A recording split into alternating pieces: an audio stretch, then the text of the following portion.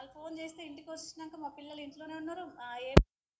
ఏమైంది అంటే ఆయన ఏం చెప్పట్లేదు. పిల్లలు ఎక్కడ ఏడ్చేస్తారో, మా పాప అంటే చాలా ఇష్టం, మా పాప ఎక్కడ ఏడుస్తుందో భయపడతారు అనేసి చెప్పట్లేదు. ఏం కాలేదని అలానే పడుకున్నాడు.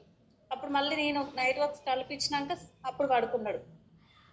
చాలా చాలా హెల్ప్ చేసింది మాకు నైట్ వర్క్స్ అయితే. మీ లైఫ్లో మర్చిపోలేను సార్. ఇప్పటికే ఆయన నైట్ వర్క్స్ డబ్బా కనీసం బయట కూడా పడేయనియాడు.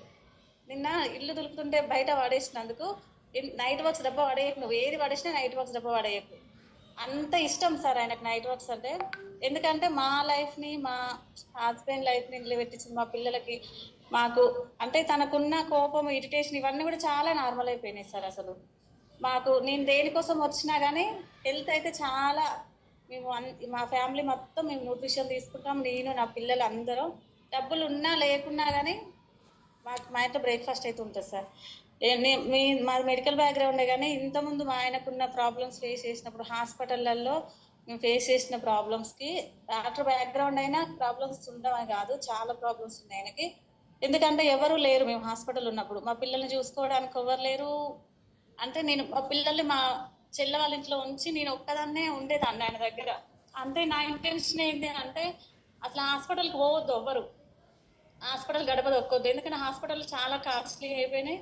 ఇంకొకటి, అక్కడ సఫర్ అవుతాం. అంటే మనం సఫర్ అవుతాం, మన పిల్లలు సఫర్ అవుతారు. మనం హెల్దీగా ఉంటూ మన ఫ్యామిలీని హెల్దీగా ఉంచుకుంటూ ఉండాలనేదే నా ఇంటెన్షన్. దీంట్లో ఎక్కువ ఎవరికి చెప్పినా నేను ఒక అక్కలాగా, ఒక చెల్లిలాగా, ఫస్ట్ మనం హెల్దీగా ఉండి మన ఇంట్లో వాళ్ళని హెల్దీగా ఉంచుకుంటే చాలు అనేది ఒకటి చెప్తాను సార్ నేను. Thank you this community, my coach sir. అసలు మా కోచ్ని ఎప్పుడు మేము ఒక నాన్నలాగా, మా నాన్న, మా హస్బెండ్కి అమ్మ నాన్న లేరు, నా డాడీ అని పిలుస్తారు. ఆ రోజు ఆ రిజల్ట్ వచ్చినప్పటి నుంచి మా సార్ ఫోన్ చేసి డాడీ డాడీ అనే పిలుస్తాడు సార్. ఎందుకంటే నాకు సెకండ్ లైఫ్ ఇచ్చినారు మీరు. నేను దేనికోసం వచ్చినా నాకైతే హెల్త్ ఇచ్చిర్రు. మా కోసమే ఆ నైట్ వర్క్స్ ఉందేమో, మా కోసమే ఈ కమ్యూనిటీ పరిచయం అయిందేమో అనిపిస్తుంది సార్. అంటే ఈ కమ్యూనిటీలో లేకుంటే ఏమయ్యేదో తెలియదు. ఈ కమ్యూనిటీలోకి వచ్చినాం కాబట్టి ఆ ప్రోడక్ట్ని మేము బిలీవ్ చేసి తీసుకున్నాం, అంటే నమ్మి తీసుకున్నాం కాబట్టి ఆ రిజల్ట్ వచ్చింది. దీంట్లో లేకుంటే ఏమైపోయేటోళ్ళమో అసలు నేను ఊహించుకోలేను కూడా. Thank you sir, thank you so much. Thank you this community.